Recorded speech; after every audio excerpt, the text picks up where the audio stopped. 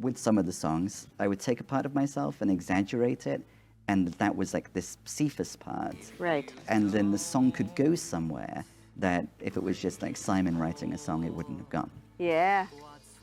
Prior to the pandemic, I was experimenting with a new solo artist name. I'd had the band Infinities before, and after having developed some spiritual practices and finding that some of my music, some of my new music was informed by my experiences as I was cultivating meditation and other spiritual practices, I experimented with having the name Cephas, which means Peter and relates, of course, to my name Simon, reflecting the fact that my music was more and more being infused by the fruits of the meditation and the other spiritual practices that I was cultivating. There's a lot more about that in the book, A Hummingbird Heart.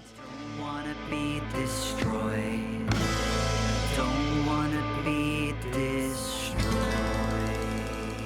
I found the obsession in our culture with romantic love to get in the way of loving friendships. I found that so upsetting that I gave myself the somewhat whimsical challenge one Lent of giving up the paradigm of romantic love. And I would try to feel into the possibility of deepening my commitment to the friendship love for that period of time. I would have the intention each day to find and cultivate and feed this commitment to love being in my friendships. I can't write you a love song, 'cause I have come to see love become commodity.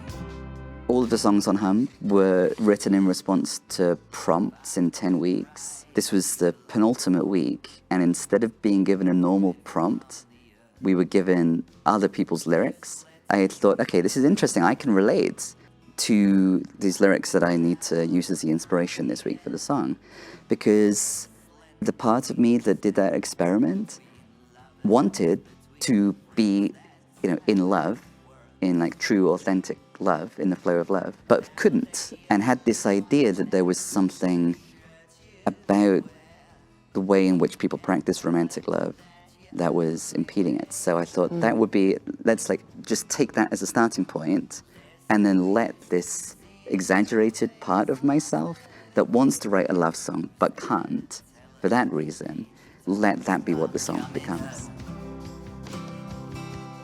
In Spreading Light and in the song An Agape Love Song, I was able to take an idea and kind of exaggerate the idea and allow this larger-than-life, somewhat silly, somewhat mystical trickster figure, Cephas, to evolve in certain ways and have the experiment conducted by the song go in directions that I wouldn't have expected it to do, which is all reflected on in the book, Her Hummingbird Heart. Writing the Agape Love Song really helped me do some processing and get to the point of being open to have a loving relationship. When I let that part of me kind of take that lyric, if I could write you a love song, I would do this, but I can't because I'm disheartened by the ways in which we humans perhaps give love a bad name.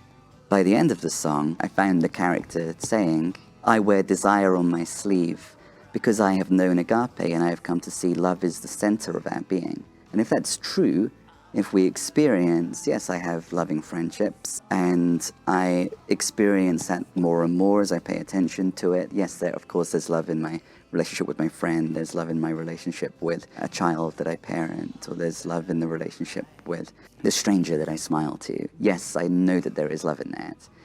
The character finds themselves getting beyond that quandary.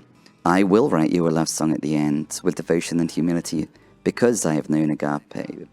It's the center of our being. Love's the very center of our being.